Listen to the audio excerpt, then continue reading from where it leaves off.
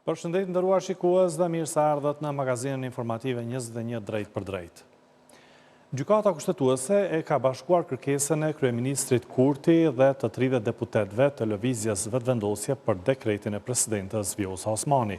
Në sqarimet e sekretarit të përgjithshëm të gjykatës kushtetuese, Veton Dula, thuhet se kërkesat pritet të shqyrtohen të bashkuara për shkak se objekti i çështjes është i njëjtë.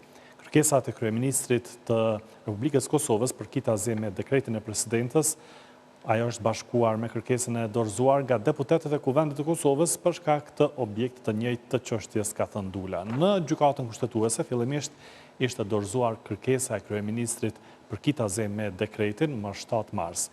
Dhe rrjedhimisht gjykata ju kishte kërkuar palëve të interesit që komentet e tyre t'i dorëzojnë deri më 11 mars 2026. Gjykata sqaron se më 9 mars kishte pranuar kërkesën nga deputetët e lëvizjes vetëvendosje për të njëjtën çështje. Sipas gjykatës kushtetuese, meqense se objekti i çështjes ishte i njëjtë, gjykata ka bashkuar të dy rastet dhe pastaj u ka dërguar palëve shkresat e radhës për dorëzimin e komenteve, në këtë rast deri më 12 mars 2026. Lidhja Demokratike e Kosovës ka paralajmëruar nisjen një procesi të bashkimit politik që sipas saj të i kalon dallimet dhe ambicjet personale dhe përplasjet e së kaluarës.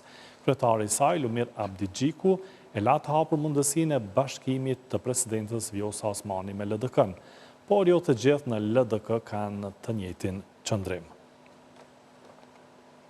Kronika është në përgatitje sipër, sapo të jetë e gatshme do ta transmetojmë. AK-ja ka dalë në përkrahje të çdo bashkëpunimi që është kundër pushtetit aktual. Shefi i grupit parlamentar të kësaj partie, Besnik Tahiri, po ashtu ka dalë në mbrojtje të dekretit të presidentes Vjosa Osmani. Ne është bukur e qartë, e thjeshtë, nëse ka drejtësi dhe trajtohet aspekti meritor. Atëherë neni 86.2 është i qartë sikur loti, i pastër si loti. Thot 30 ditë para se t'i përfundoj presidentes, afati i saj në zyre duhet të ketë zgjedhje.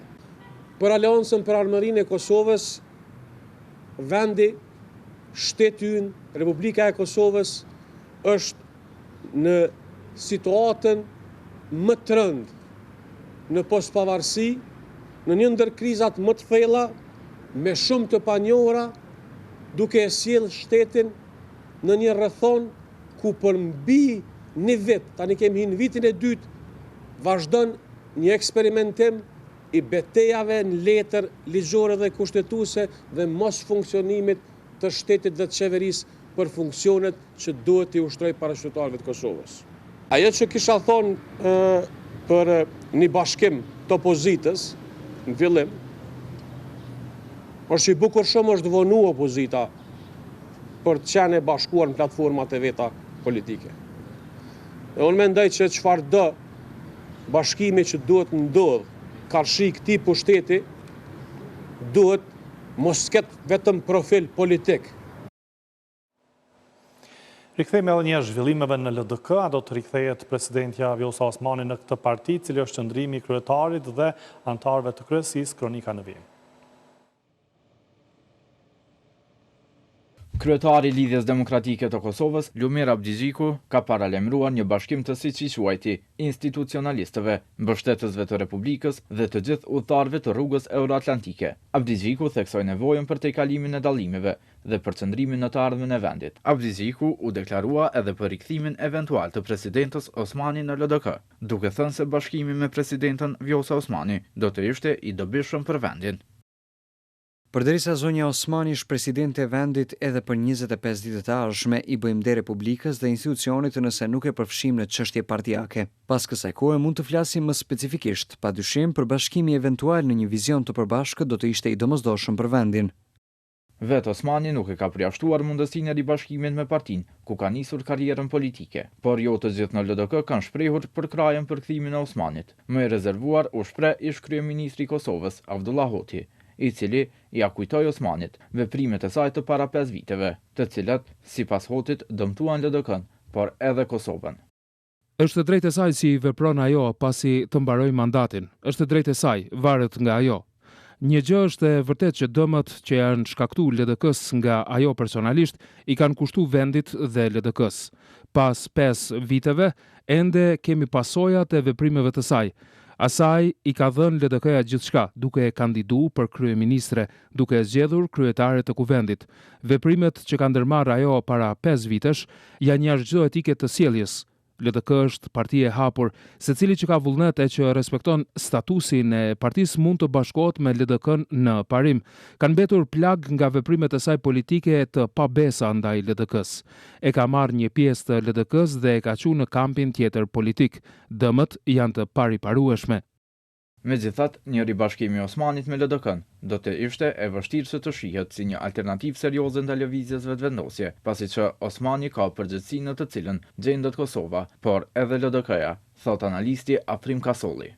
Rrugtimi politik i Vjosa Osmanit dhe Albin Kurtit është i ndryshëm sa i përket ambicieve të tyre egocentrike politike, nëse i pari për të realizuar këto ka ndërtuar një organizat nga hiçi që nuk ka ekzistuar, Vjosa Osmani ka rënuar një organizat politike për ta plotësuar këtë ambicje personale. Në këtë drejtim mirë, por kur rënohet një organizat, rënohen edhe mundësitë politike për ta sfiduar një pushtet të caktuar. Prandaj janë këto elemente që do ta hendikepojnë në masë të madhe Vjosa Osmanin që të jetë një alternativë serioze për ta dëmtuar te mase lëvizjen vetëvendosje.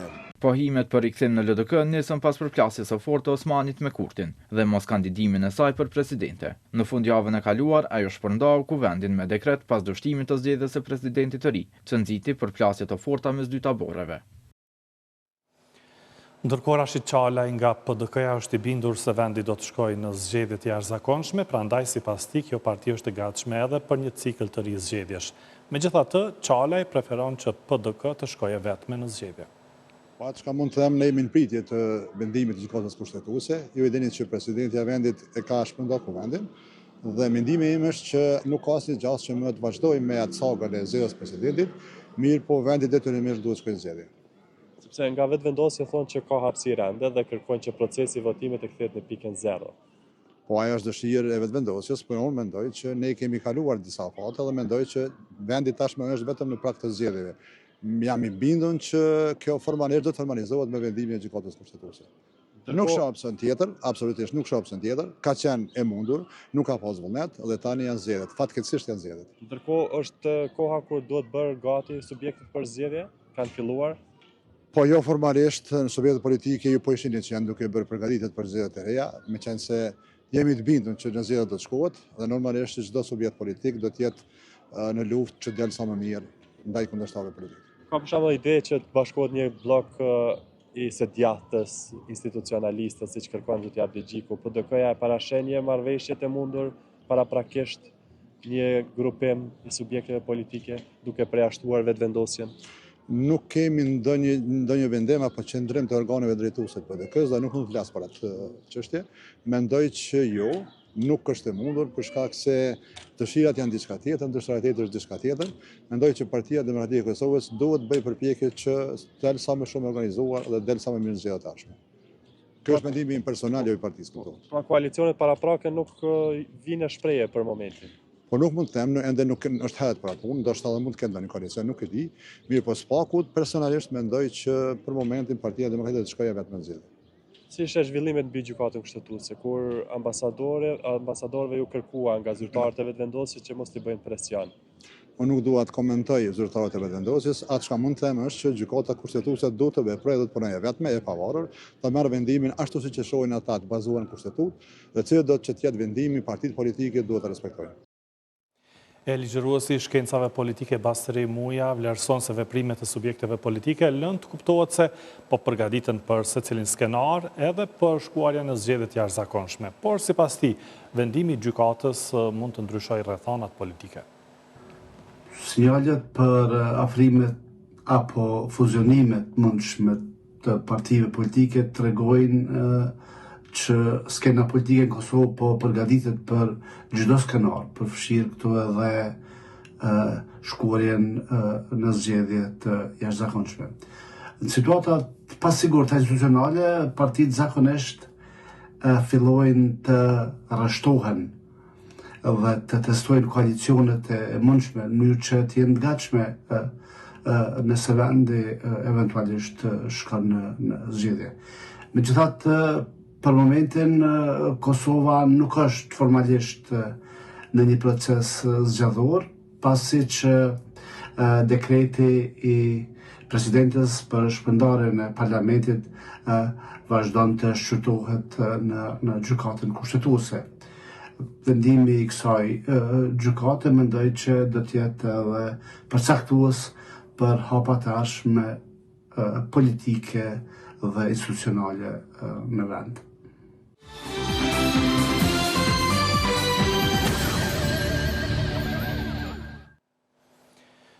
Vazhdojmë me informacionet të tjera. Asociacioni Komunave të Kosovës njoftoi se është informuar nga Komiteti i Rajoneve i Bashkimit Evropian se ka hequr përdorimin e fusnotës të emri Kosovës. Në njoftimin e ASK-s thuhet se ky vendim i Komitetit të Rajoneve të BE-s vlen për dokumentet dhe komunikimet duke harmonizuar kështu këtë institucion me qëndrimin e Parlamentit Evropian i cili e përdor emërtimin Kosovë pa asteriks apo simbolin e fusnotës. Gjithashtu nga ky komitet është bërë thirrje edhe për heqjen e masave të BE-s, pasi ato ndikojnë drejt për drejt në komunat dhe qytetarët e Kosovës. Parlamenti Evropian ka miratuar një raport lidhur me strategjinë e zgjerimit të Bashkimit Evropian. Eurodeputetët kanë thënë se zgjerimi është një përgjigje strategjike ndaj realitetit gjeopolitik në zhvillim dhe një investim jetik për sigurinë dhe stabilitetin e Bashkimit Evropian. Parlamenti argumentoi se kostoja e mos zgjerimit do të ishte më e madhe se ajo e pranimit të anëtarëve të rinj në BE, pasi kjo do të rrezikonte krijimin e zonave gjeopolitike gri të cënueshme nga ndikimi huaj armiqësor. Në raport përfshihet edhe Kosova në prioritetet strategjike të zgjerimit të BE-s. Aty theksohet rëndësia e dialogut Prishtinë-Beograd për avancimin drejt antarësimit. Po ashtu, parlamenti thekson se Shqipëria dhe Mali zi tashmë kanë vendosur objektiva ambicioze për të përfunduar negociatat e tyre të antarësimit deri në fund të vitit 2027. Eurodeputetët theksuan tutje se antarësimi duhet të mbetet i bazuar në merit dhe se asnjë vend nuk duhet të trajtohet si pjesë e një pakoje. Për raportin e zgjerimit të Parlamentit Evropian, flasim tani me njohësin e marrëdhënieve ndërkombëtare Lutfi Bilali. Përshëndetje, zoti Bilali. Përshëndetje, zoti Berisha. Atëherë, çfarë mesazhi politik jep strategjia e re e zgjerimit e Bashkimit Evropian që u miratua dje nga Parlamenti Evropian? Po, mesazhi është i qartë, deklarimi dhe citati që është thelbësore dialogu Kosovë-Serbi për procesin e antarësimit tregon qartës. Dëshirojnë të kenë një qasje më të përshpejtuar në relacionet apo në dialogimin e fazën e dialogimit të raporteve Kosovë-Serbi dhe në një farë mënyrë tregon shprehimisht që evropianët ose këtë institucioni më i rëndësishëm Bashkimi Evropian është interesuar që dialogun ta ketë në prioritet, por e tëra kjo strategji është në konturat e ndryshimeve tektonike në marrëdhëniet ndërkombëtare dhe në gjeopolitikën botërore. Dhe kjo është tashmë së e qartë që evropianët, por dëshirojnë ta kenë një qasje, mund të them, edhe më herët ka qenë sa i përket Shqipërisë dhe Malit të Zi, antarësimi tyre të kërkohet të bëhet pa të drejtë veto. Dhe kjo nënkupton që pastaj Bashkimi Evropian do krijojë dy kontura, dy shtresa për brenda. E rëndësishme është për ne që kemi detyra të mëdha sidomos të aspektit politik. Po, dhe sa realiste është që vendet e Ballkanit perëndimor të antarësohen shumë shpejt në Bashkimin Evropian, u përmend viti 2027 për Shqipërinë dhe Malin e Zi që mund të përmbyllin negociatat, megjithatë vendet tjera janë ende larg këtij procesi. Kosova, nëse flasim për Kosovën, nuk e ka statusin e vendit kandidat. Varet, mund të them, kësaj rasti kemë pasur më herët me Ukrainën dhe Moldavinë, i cili strategjinë e tashme të Bashkimit Evropian tentohet që ky proces të jetë jo në paket, po shifet si një proces i ndarë. Është më rëndësik, do thotë aspekti geostrategjik dhe geopolitik në raport me Rusin. Këto dy vende janë prioritet të kenë vendin brenda këtij institucioni, kësaj organizate tani. Por për Ballkanin është jashtëzakonisht interesante, ke dy shtete të cilat veçohen në proces, është Shqipëria dhe Malizi. Kosova fatkeqësisht ende nuk ka statutin e kandidatit dhe është përkeqardhje, është një hile, mund ta them, meqense disa kritere, mund të them, më shumë janë të përmbushura ndoshta në Kosovë se në vende të tjera, apo ata që pretendojnë të marrin të jenë të ftohen për të qenë anëtar, siç është rasti që flitet për Shqipërinë dhe Malizi. Mendoj që Serbia përflitet Marta Kos, me duket që Slovenia, komisionera për zgjerim, e ka dhënë një citat që nuk pranojnë për brenda ata që minojnë proceset dhe bëjnë blokada, ose janë në raporte të cilat në një farë mënyre janë një farë lloj ekipe ose vend ta që është diversant që punon për interesat e dikujt tjetër. Por të Serbia do thotë evropianët me duket që tentojnë ta tërheqin komplet strategjinë dhe politikën serbe në orientimin ndaj Rusisë, që besoj që është jashtëzakonisht problematike, është duket çështje pamundshme, sepse ekzistojnë leva dhe instrumente brenda në Serbi që kanë një lidhje të një farë lloji miti historik në sentiment islam. Por rreth Kosovës mendoj që duhet bët punë e madhe në brenda në Kosovë, ku ne ende kemi jo stabilitet qeveritar institucional. Dhe kjo mendoj që flet shumë që detyrat të cilat duhet të kryen brenda janë duke në pozicionin që të jem besasoja kemi zgjedhë apo s'kem zgjedhë. Po, a ndërlidhet komplet rruga integruese e Kosovës nga ajo se çfarë do të arrihet në dialogun midis Kosovës dhe Serbisë? U përmend në raport që duhet patjetër që të ketë progres në këtë dialog në mënyrë që të dyja vendet të ecin përpara drejt rrugës europiane. Po, sigurisht, evropianët kanë rolin e ndërmjetësuesit në këtë dialog, kanë një përfaqësues të tyre së bashku me Kaja Kallasin, e cila udhëheq politikën e jashtme, Komisioneri për Politikën e Jashtme dhe Siguri. Dhe mendoj që po, do jetë, mendoj forma e tillë e cila sa shpejton procesin e dialogimit, aq mund të jesh më afër poenave që të vlerësojnë ata. Por mendoj evropianët momentalisht këtë strategji mendojnë të arrijnë, po që se kemë një qetësim në aspektin global të sigurisë, nga se jemi në një fazë jashtëzakonisht të rrezikshme, e cila në një farë mënyre më duket që edhe vetë nga presidenti i komisionit, kryetari i komisionit, Ursula von der Leyen, që ligjet dhe rregullat ndërkombëtare tani më janë teori. Dhe nuk mund të flitet më për një rend i cili ka ekzistuar deri më tani, kemi hyrë në një rend të ri global botëror. Dhe kjo ka impakt, nuk po them rastësisht zoti Berisha, kjo ka impakt edhe në proceset e Ballkanit, me të cilat evropianët në këtë rast ose Bashkimi Evropian dëshiron të jetë një ofertues me disa parakushte. Parakushtet në raportin Kosovë-Serbi për antarësim është varet nga evolimi i dialogut dhe zbatimi tyre që nënkupton nga pala tyre. Dhe mendoj që kjo do jetë ndoshta pika më e nxehtë sa i përket Ballkanit do jenë raportet Kosovë-Serbi. Në raport u tha se realisht duhet progres në procesin e dialogut, mirë po nuk ju premtua Kosovës që mund ta marrë statusin e vendit kandidat. Ne e dim që problemi është mosnjohja e Kosovës nga ato 5 vendet të Bashkimit Evropian, por a mund të gjendet një konsensus brenda Bashkimit Evropian që edhe Kosova të mos mbetet ajo vrima e zezë në Ballkan e cila ka ngecur, ka stagnuar në procesin integrues?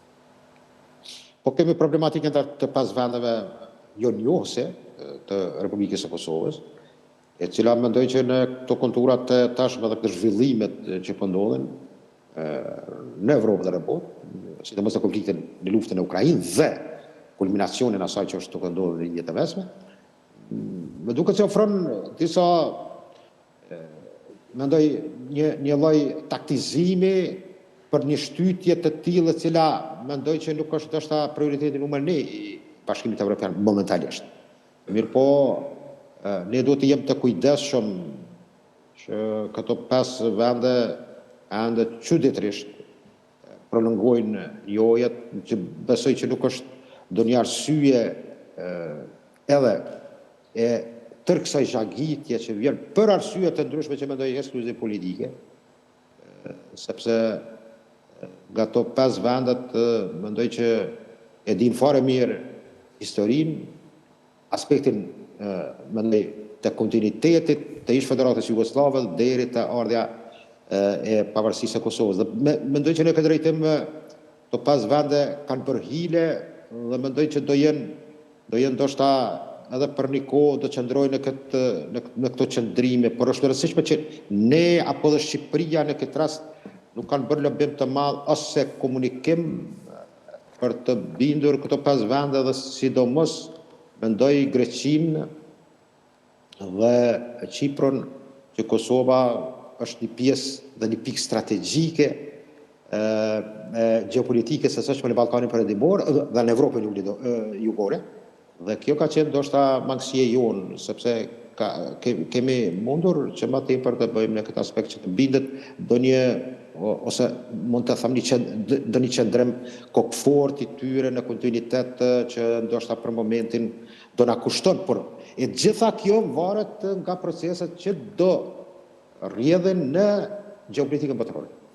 Por ajo se çfarë do të ndodhë me proceset integruese natyrisht ndërlidhet edhe me zhvillimet brenda Kosovës. Ne e dimë që për shkak të bllokadës së re të krijuar në vend, Komisionarja për Zgjerim Marta Kose ka anuluar një vizitë të paraparë në Kosovë, e cila me siguri se do të kishte të bënte me proceset integruese. A është ky një hap treguese nëse Kosova do të vazhdojë sërish me një cikël zgjedhor, Kosova vazhdon do të mbetet e bllokuar sa i përket proceseve integruese, pasi që nuk mund të vazhdojë as dialogu i paralajmëruar nga Bashkimi Evropian me Serbinë në nivel të lartë. Çdo proces ose prolongim i asaj që ka të bëjë në raportet BE Kosovë, sidomos kur kemi bëjmë qoftë me investimet, qoftë për interesimin për investitor që të vinë në Kosovë, qoftë për fondet të ndryshme, të cilat mund të alokohen nga institucionet të ndryshme të Unionit Evropian, është rrezikohet dhe paraqet, mund të them, një dobësi tonë të vetdijes asaj që nënkupton për të pasur institucione stabile. Mendoj që jemi në një pozicion jo të lehtë, i cili është shkaktuar nga, mund të them, papjekuria politike. Ne në Kosovë e kemi një problem shumë të madh, që ende s'kem kriju klasë të pjekur politike. Po them edhe qëllimisht të them, klasë të pjekur politike. Që politikisht janë të pjekur. Dhe kjo dikon që edhe procesi sa i përket integrimeve në Bashkimin Evropian, por edhe vizita e zonës Kos, e cila është një politikane, mund të them, sa byrokratike edhe që politikane e cila në aspektin e procedura dhe njojeve të proceseve integruese është jashtëzakonisht një figurë e rëndësishme, edhe pse përbën një mentalitet që ka të bëjë me këtë pjesë të regionit tonë, që vjen nga Slovenia, dhe mendoj që shtyrja kësaj vizite dhe hyrja në një proces të zgjedhjeve të reja, mendoj që na i shtyn edhe një 6 muaj, gjysmë viti, për një konsolidim, po, mendoj që pastaj krijimin e raporteve të Bashkimit Evropian, të cilët mund të bisedojnë me institucionet atë legjitime dhe përfaqësues të zgjedhur, apo edhe qeveritë të zgjedhur që është legjitime që den nga vota. Por mendoj që Kosova ka hyrë në atë fazë dhe tash pritet një vendim i gjykatës kushtetuese që a do kem zgjedhje apo në moment fundit një konsenzus për një president konsensual të parritshëm nështë për momentin. Po, një lajm pozitiv që erdhi sot është që Asociacioni Komunave të Kosovës e dha këtë informacion, se ishte njoftuar nga Komiteti i Rajoneve i Bashkimit Evropian se ka hequr përdorimin e fusnotës të emri i Kosovës, njëjtë siç bën Parlamenti Evropian. A është ky një sinjal tjetër që Bashkimi Evropian gradualisht do ta njohë Kosovën si shtet, edhe në për institucione tjera? Po, jo, Bashkimi Evropian nuk vendet antare njohin, sepse Bashkimi Evropian është... Por institucioni i Bashkimit Evropian, institucionet e Bashkimit Evropian ta njohin Kosovën si shtet ku i referohen Kosovës, si në këtë rast, parlamenti, organet e Unionit të Bashkimit Evropian e kanë fjalën. Ki drejt institucionet përbrenda, si që është kjo letra fundit dërguar Asociacionit të Komunave të Kosovës, për jekin asaj, mund të them, asaj fusnote të fashme cila është përflitur moti që do shkrihet me pranverë, me jekin e burës së parë, por ja që zgjati, kështu që do është një lajm i mirë dhe është një shenjë që dhe përbrenda këtyre institucioneve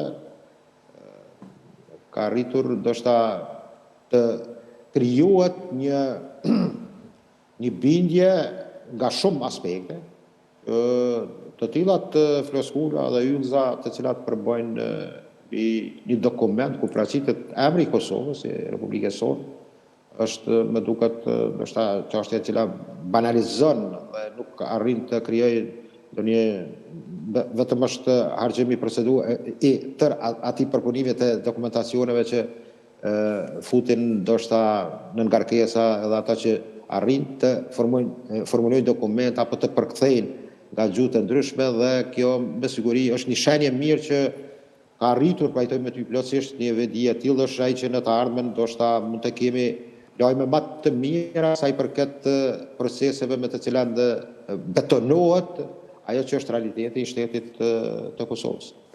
Mirë, zoti Bilallit, falenderoj shumë që ishi drejt për drejt në emisionin tonë.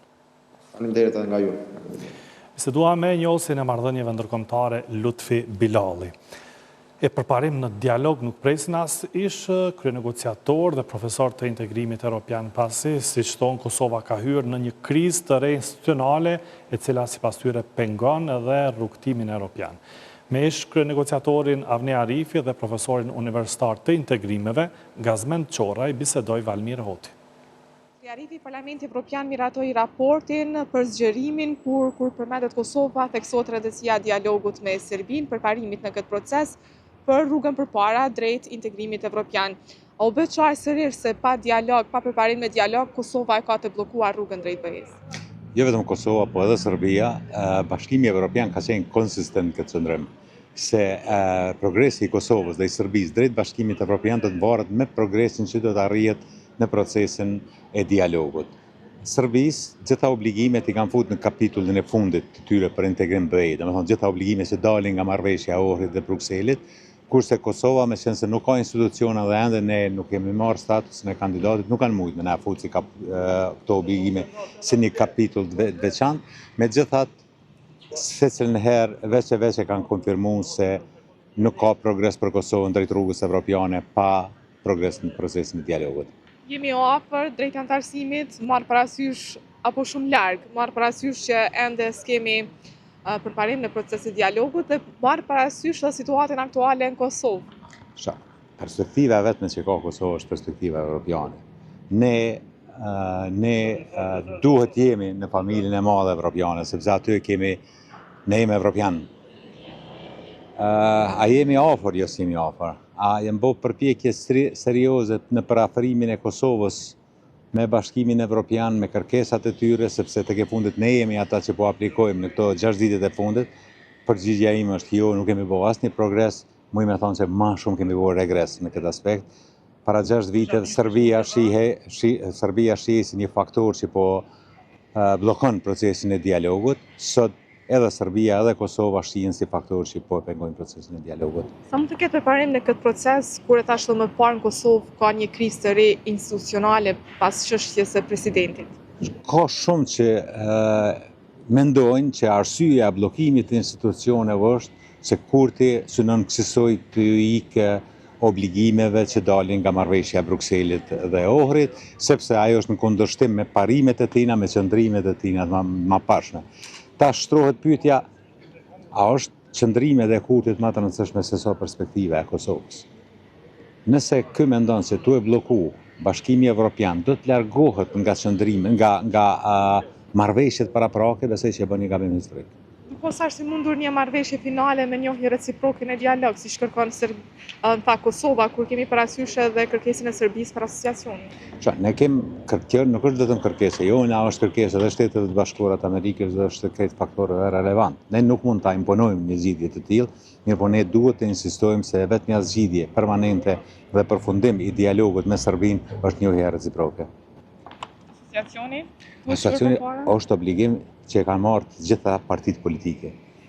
Me lu patriotin këtë ftyrë pandershme, në këtë frymë kaq pandershme, të gjitha partitë politike është shumë e pandershme dhe dëmshme për të ardhmen e këtij vendit.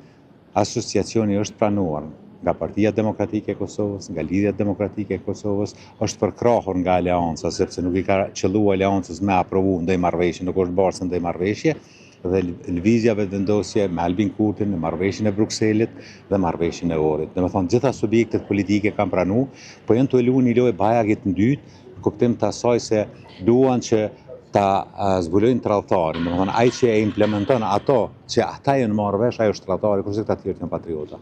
Po janë bërë disa vite që nga aplikimi për antarësim në BE, aplikacioni vazhdon të jetë në sirtar, kur mund të pritet një lëvizje për shqyrtim këtij aplikimi? Unë besoj se pa dialog nuk ka kur gjë. Dhe pa dialog nuk mund të ketë pa institucione. E institucione Kosova që 2 vjet nuk po dën me pas institucione, nuk po dën me kriju qeveri, nuk po dën me kriju kuvend, po dën me majtë sidatën qështu. Humbim fonde nga Bashkimi Evropian. Problemi është që nuk është vetëm bashkimi, domethënë integrimin në Bashkimin Evropian, domethënë dialogu si kriter për këtë punë, po është edhe fondi rritjes, domethënë edhe ai është kriter që disbursimi i pareve të mbetura ka më bë varësisht nga niveli i progresit në proces të dialogut. Profesor Shoraj, Parlamenti Evropian miratoi raportin për zgjerimin, kur ndër të tjera thuhet që dialogu Kosovë-Serbi është kyç për rrugën do thotë evropiane për të dyja palët. Sa mund të ketë përparim dhe në këtë proces kur e dim situatën aktuale në Kosovë, zhvillimet e reja politike?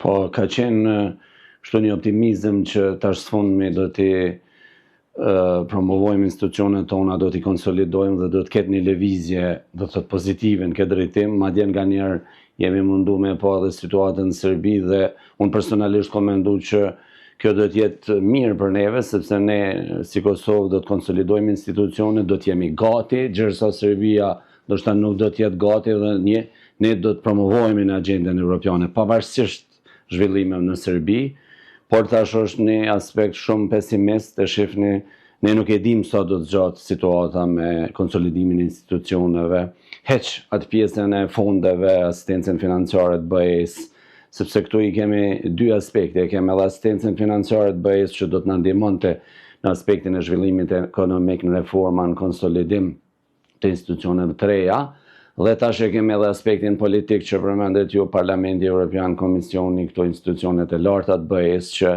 normal agenda e tyre nuk ndalet pavarësisht zhvillimeve gjeopolitike dhe mandej në anën tjetër e kemi edhe tentativën e Shqipërisë që të ketë promovim në agendën evropiane, madje me atë aspektin e vetos që ishte një para disa kohë, ishte një model i ri që e propozon, madje ma vonë ati modeli u bashku edhe Serbia, gjo që në një anë duket si pozitiv, por mund të ketë edhe probleme dhe efekte negative edhe për Kosovën në periudha fat gjatë. Prandaj tash jemi në një situatë jo të qartë. Unë mendoj që kjo është edhe një alarm për institucionet tona, që ne t'i promovojmë institucionet, t'i konsolidojmë institucionet tona lokale dhe mandej të bëjmë shumë punë për shfrytëzimin e fondeve, të bëjmë shumë punë për promovimin ton në agendën evropiane, sepse e dini që ne jemi gati vetëm vend kandidat potencial, domethënë nuk jem kandidat për integrim në BE dhe kjo i bën që jemi vendi i fundit në agendën evropiane dhe duhet shumë punë përpara, plus tash kur i shtojmë këto problemet lokale, po mendoj tonat të brendshme, kjo është si sfidë dyfisht. Këtë dinamik aktuale që është deri më tani në procesin e dialogut, kur mendoni se mund ta kemi një përmbyllje të tij? Ajo është shumë e paqartë. Ajo është shumë e paqartë, kompetencat, fillimisht është problemi me presidentin, ministria jashtme, kryeministria, kemi pas formate ndryshme të bisedave, të negociata, mandej ishte edhe ky skandali me negociatorin e BE-s, domethënë shumë gjëra të tjera, problemet në Serbi, por unë mendoj që ne pavarësisht atyre insinuatave, atyre aktiviteteve që ndodhin, ne duhet të krijojmë kushtet të brendshme për funksionim institucional të mirë. Dhe ato mandej BE-s janë ekstra, janë shtesë sfidat që vijnë. Pra u bë qartë se tashmë pa përparim në procesin e dialogut, palët, sidomos Kosova, nuk mund të shkojë përpara drejt integrimit. Po ajo ka qenë gjithnjë. Tjetër është kjo kandidatura për antarësim që është bërë prej qeverisë para 2 vite, nëse s'gaboj, por ne gjithmonë e kemi ditë se ajo është kushti i vetëm, madje edhe për Serbinë, edhe për Kosovën, por ne si Kosovë me qenë se jemi mbrapa në proces, ne duhet bëjmë edhe shumë procese tjera. Për shembull finalizimin e MSA-s, agjendës evropiane të reformave, shumë procese tjera, të akumulojmë më shumë fonde të BE-s, të absorbojmë më shumë fonde, sepse pavarësisht procesit të integrimit, ajo do të na ndihmonte neve në zhvillimin ekonomik, në zhvillimin institucional. Është parajruar më parë nga Kaja Kallas, përfaqësuesja e lartë e BE-s, një takim i nivelit të lartë mes Kosovës dhe Serbisë. Sa do të mund të zhvillohet një takim i tillë pas situatës aktuale në Kosovë?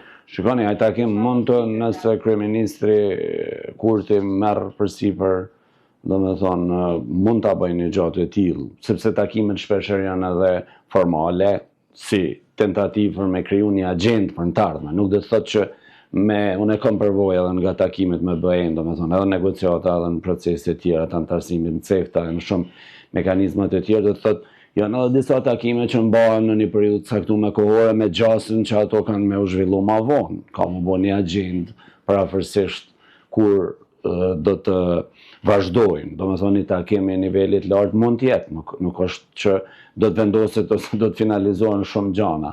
Madje BE-n nganjëherë etiketojnë sepse mbajnë edhe shumë organizime formale o formale, por idetë edhe BE-s janë që ta mas situatën, ta shoh situatën se sa janë palët interesume për të marrë vendime ose për të marrë përgjegjësi. Është i mundur përfyllja e procesit në një marrëveshje finale me njohje reciproke, siç kërkon Kosova, por kemi parasysh që është në Shikoni, ka shumë prospekte, i kemi pas edhe në kalumen, edhe gjatë vitit 2020-2021 ka pas një farë parafrimi edhe me mbështetjen e SBA-ve, por tash shumë e paqartë situata, them të drejtën, sepse SBA-t nuk kanë ndonjë rol shumë aktiv pas zhvillimit të fundit të lindjen e mesme dhe në vendet e tjera. Të regionit Ukrainën e kemi, sepse ndryshon prospekti, varësisht për zhvillimet që ndodhin në region dhe tutje.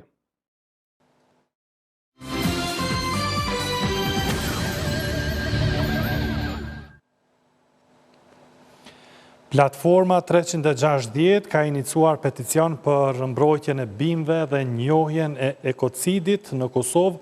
Ky peticion u drejtohet institucioneve të Republikës Kosovës dhe është thirrje urgjente për veprim të menjëhershëm institucional.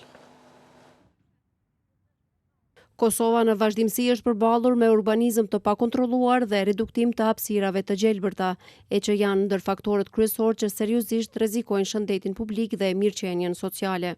Po mbulen mbeturinat dhe prej kësaj mund të përfundosh a kemi punë mira si kemi, gjithashtu si kemi punë mirë. Përveç mbeturinave ka dhe mungesë parqeve, gjelbrimit. Po mungesë parqeve, gjelbrimit, shkëpëtune edhe ato parqe që po janë nuk po mirë mbohen ashtu si duhet e kështu. Falë gjelbrimit që aspesheja. Që kena punë? Qyra, qëri. Po të japishe, bol mirë po të thëtë. Që që kanë mo. Po këtu kur pora, kush s'ka me shku, heq, pak. Këtë shqetësime kanë edhe platforma 360 të cilët kanë iniciuar peticionin për mbrojtjen e bimëve dhe njohjen e ekocidit në Kosovë. Jeta Berisha nga platforma 360 tregon arsyet kryesore të kësaj nisme. Atëherë ky është peticioni i parë kombëtar i cili po mbahet në Kosovë, i cili ka për qëllim adresimin e mbrojtjes së bimëve dhe njohjen e ekocidit si term juridik. Qëllimet kryesore të këtij peticioni kemi shumë të qarta dhe të artikuluara, të cilat janë bërë me përkrajen e avokatit Dring Grashdani, cili ka marrë shumë seriozisht këtë punë dhe është angazhuar për të sjellë një narrativ shumë profesionale dhe juridike, duke analizuar komplet kodin penal, ku kemi parë nenet komplet të fragmentuara dhe maksimalja e dënimeve do thotë është komplet minimale për prerjen e bimëve në gjithë territorin e Republikës së Kosovës. Po ashtu njohjen e ekocidit, një term global, tashmë vetë se implementuar në të gjitha shtetet e zhvilluara të Evropës për mbrojtjen e mjedisit dhe artikulimin e gjitha pasojave për ata që e shkatrojnë mjedisin me qëllim. Sigurisht që këto kërkesa do t'u dorëzohen institucioneve gjegjëse, por vetëm atëherë kur do ta merrni përkrajën e qytetarëve. Sigurisht, ky peticion ka marrë përkrajen e gjithë qytetarëve në Republikën e Kosovës. Tashmë kemi mira nënshkrime, po ashtu kemi një përkraje masive të organizatave të shoqërisë civile, të cilat janë organizata amë në mbrojtjen e të drejtave të njeriut dhe mbrojtjen e biodiversitetit në Kosovë. Jeta Berisha nga platforma 360 fton qytetarët, profesionistët, aktivistët dhe organizatat që të bashkohen kësaj nisme për të mbrojtur të drejtën themelore për një mjedis të shëndetshëm. Po ashtu na janë bashkangjitur shumë aktivist nga gjithë Republika e Kosovës, po ashtu shkrimtar, profesionistë të ndryshëm, jurist e gazetar, të cilët po e bëjnë një punë fantastike duke e promovuar këtë ngjarje. A mendoni që do ta keni pra përkrajen apo do të marrin hapat e duhur institucionet? Në fund të këtij muaji ne po synojmë që ta dorëzojmë këtë peticion tek institucionet relevante. Sigurisht që do ta ketë përkrajen, sepse Kosova tashmë ka një rol shumë të afërt me Bashkimin Evropian dhe kjo është njëra prej politikave që Bashkimi Evropian sigurisht po e shikon Kosovën me lupë dhe ne duhet të përmbahemi. Tranzicioni i gjelbër klimatik është një obligim që Kosova ka ndaj Bashkimit Evropian. Peticioni është online apo do t'u ofrohet qytetarëve edhe në formën fizike? Peticioni për momentin është vetëm online, është në një aplikacion i cili është serioz dhe është global, por në fund të muajit mars ne po synojmë që të hapim shtande në të gjitha komunat e Republikës së Kosovës për një lajmërim të saktë, sigurisht që mund ta përcjellni platforma 360 dhe të njoftoheni se ku do të janë këto shtande për nënshkrim fizik. Qytetarët thonë se çdo veprim i pakontrolluar përbën dëm të pakthyeshëm ndaj mjedisit dhe interesit publik, prandaj edhe do ta përkrahin peticionin për mbrojtjen e bimëve dhe njohjen e ekocidit në Kosovë. Mos planifikimi i ndërtesave të larta, ndërtime të larta pa kontroll mendojnë, edhe tjetra është që kjo mungesa vetësimet për gjelbërem për gjëra të tjera, diçka e tillë që ekziston. Po e përkraj pse jo? Çka është në të mirë të rujtjes ambientit? Çka është në të mirë të punës së mbar, do të më përkrah. Sipas iniciuesve të peticionit për mbrojtjen e bimëve dhe njohjen e ekocidit në Kosovë, kërkohet angazhim serioz nga institucionet e nivelit qendror dhe të atij lokal, por edhe përgjegjësi dhe veprim nga qytetarët për të mbrojtur mjedisin. Këto ishin gjitha materialet e përgatitura për emisionin e sotëm, 21 drejt për drejt. Ju falenderoj që ishit me ne, miru pafshim.